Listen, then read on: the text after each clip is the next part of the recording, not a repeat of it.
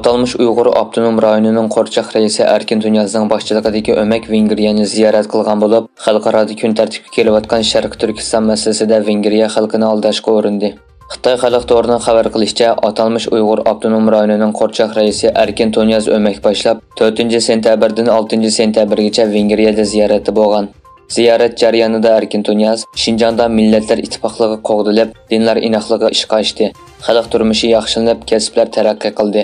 Şinjanning Roshan rayoni afzalligi, boylik va kasb afzalligi, suv afzalligi joriy bo'ldi degandek qiliplashib ketgan safsatlarni takrorlagan.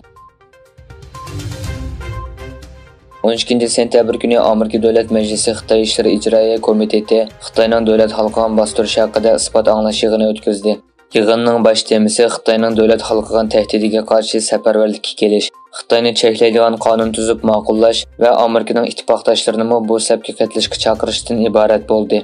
Yig'inda Kanada parlament a'zosi Michael Chung, Uyg'ur harakati tashkiloti boshlig'i Roshan Abbos xonim qatorliqlar Xitoyning davlat xalqiga qora qo'li, jumladan Xitoyning muhojiratdagi Uyg'ur va boshqa millatlarni quritishi, tahdid selishi, qaslishi, boshqa davlatlardan qo'li bilan tutib jazolash haqida guvohlik berdi. Yig'inda oldi bilan Amerika Davlat Majlisi a'zosi, Xitoy ishlari ijroiya komiteti raisi Kirisimi so'z qilib, kommunist Xitoyning yuksalishi bilan tang dunyoni o'z changaliga elish g'arazining texim kuchayganligini, davlat xalqiga bostirish harakatini qanot yoydirib, g'arb davlatlarining demokratiya, kishilik huquq o'lchimini rad qilib, mustabidlik va zo'migarlikni bozorga solganligini ta'kidlab o'tdi.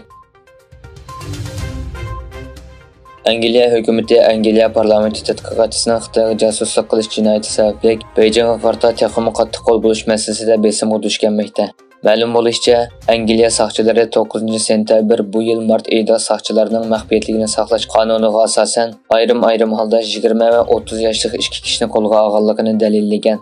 London soqchilari bu haqda e'lon qilgan bayonotida 30 yoshdan oshgan bir kishi Oxforddagi turalg'usida qo'lga olindi. 20 yoshdan oshgan yana biri Edinburghdagi turalg'usida qo'lga olindi degan edi. BBC'ning bildirishicha, qo'lga olinganlarning biri xalqaro ishlarga mas'ul parlament tadqiqotchisi ekan. Xitoy Tashqi ishlar ministrligining bayonotchisi Mavning muxbirlarni kutib olish yig'inida hukumatning xizmatchilariga iPhone va chet el markasidagi boshqa aqliy iqtidorli telefonlarni cheklaganligi to'g'risidagi xabarlarga inkos qaytarib, bundaq bir cheklamaning yo'qligini bildirdi. Amerika Wall ko'chasi gazetining yaqinda xabar qilishicha, Xitoy davlat organlari ma'murlarga Alma va yoki chet el markasidagi boshqa aqliy iqtidorli telefonlarni ishlatishni cheklagan. Bu xabar chiqqandan keyin Alma shirkatining bozor qiymati 2 kunda 200 milliard dollar tushib ketgan. Xitoy bilan Janubiy Amerika davlati Venezuela o'zlarining munosabat saviyasini har qanday ahvolda strategik sheriklik munosabatiga o'stirganligini e'lon qildi. Xitoy Tashqi ishlar ministrligining bayonotiga qaraganda, Xi Jinping Beijingda Xitoyni ziyorat qilayotgan Venezuela prezidenti Nicolas Maduro bilan ko'rishgan. Xitoy Avstraliyaning dehqonchilik eksportidagi eng chong bozor bo'lib, yangi rekord yaratgan.